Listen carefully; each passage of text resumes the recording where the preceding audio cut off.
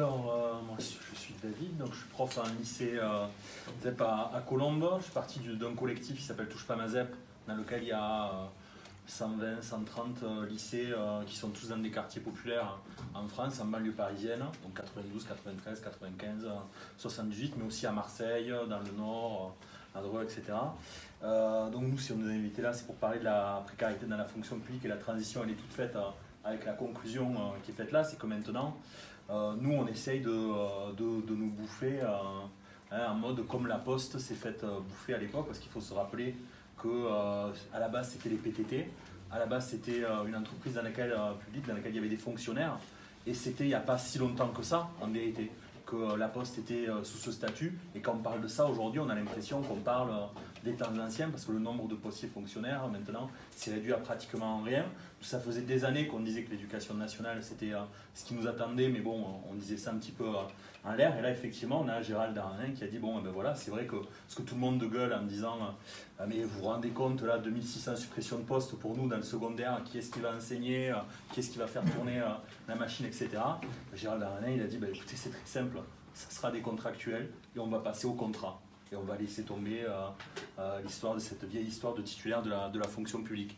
Et ça, évidemment, pour nous, c'est quelque chose qu'on avait vu venir, parce que dans nos lycées et dans les quartiers populaires, c'est dans les endroits où la précarité est le plus développée. Moi, je prends toujours cet exemple. L'année dernière, on a eu en gros un plan de licenciement déguisé dans la fonction publique et dans les associations. C'était le non-renouvellement des CUI. Pour ceux qui connaissent un petit peu les contrats précaires, les CUI, contrats uniques d'insertion, c'est les anciens CAE, etc. Et à un moment, l'État il a décidé de non renouveler la moitié des CUI, ce qui voulait dire un plan de licenciement massif. Et il y a un lycée qui fait partie de notre collectif, le lycée Saint-Exupéry à Marseille. La rentrée dernière, en septembre, ils sont arrivés, il y avait 27 suppressions de postes. Vous imaginez, sur un lycée. Un lycée, c'est pas une structure de ouf. Sur un lycée, il y avait 27 collègues en moins. 27, voilà, ils avaient supprimé 27 CUI. Si j'en parle aussi, c'est que, c'est impressionnant, parce que ça veut dire que c'est un bahut, je veux dire, la vie scolaire, les surveillants, les agents, l'entretien, la cantine, tout fonctionnait en fait avec des précaires. Et ceux qui connaissent les CUI, c'est des contrats très très précaires. Et tout fonctionnait comme ça en fait dans le lycée. Mais c'est intéressant, parce que ça signifie qu'est-ce que ça veut dire la précarité dans la fonction publique et dans des lycées comme ça. Et aussi, ce qui est intéressant par rapport à la réaction des collègues, parce que qu'est-ce qu'ils ont fait les collègues? Ils n'ont pas attendu, ils n'ont pas fait un courrier, ou etc. Ils se sont tous arrêtés de bosser à 100% titulaires et non titulaires. Et à 100% en grève, titulaires et non titulaires, ils ont obtenu que pour leurs collègues de la vie scolaire, les agents, etc., toute une série de contrats beaucoup moins précaires. Ils ont gagné sur leurs revendications, et de contrats qui duraient quelques mois. Ils sont passés à des contrats de 5 ans avec des vrais statuts dans l'éducation nationale, etc., leurs collègues. Et moi, je pense que c'est ça la solution, c'est de se battre ensemble, précaires et non précaires.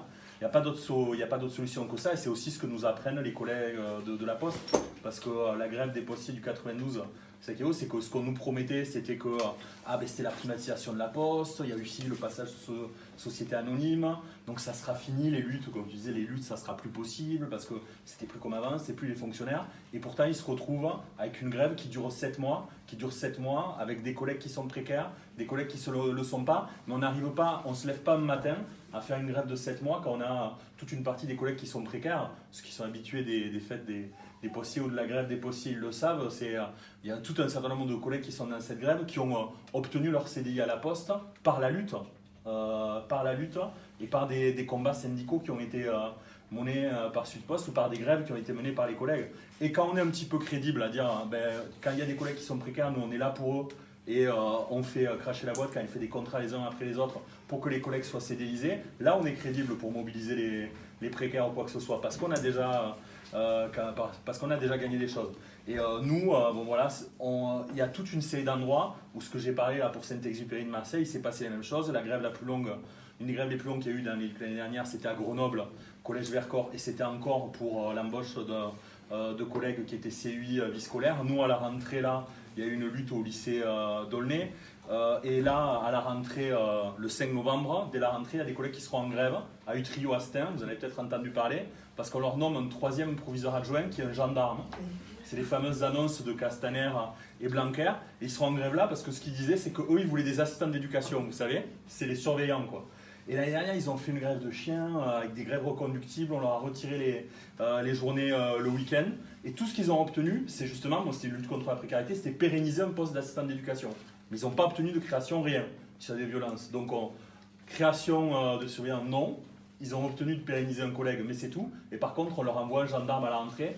Hein, donc, ce qui est vachement... Et ils seront en grève, justement, en disant nous, ce qu'on veut, c'est des surveillants, c'est des collègues qui ne soient pas précaires, c'est pas la police ou les gendarmes à l'école, ils seront en grève dès la rentrée là. Donc, les luttes les plus dures qu'il y a eu dans notre secteur, c'est là-dessus, c'est sur la précarité, mais comme je disais, nationalement, ce n'est pas le cas. Et si on ne veut pas se faire manger, si on ne veut pas se faire manger comme à la Poste, c'est la titularisation des précaires qui doit être au centre et les luttes communes, précaires et non précaires. Sinon, un jour, on va se réveiller, on sera 4 fonctionnaires et tout le reste sera précaire dans l'éducation nationale. Et là, ça sentira mauvais. Mais toutes les luttes qui ont eu lieu ces derniers temps, si elles ont été isolées, elles prouvent que c'est tout à fait possible de se mobiliser, de gagner contre la précarité.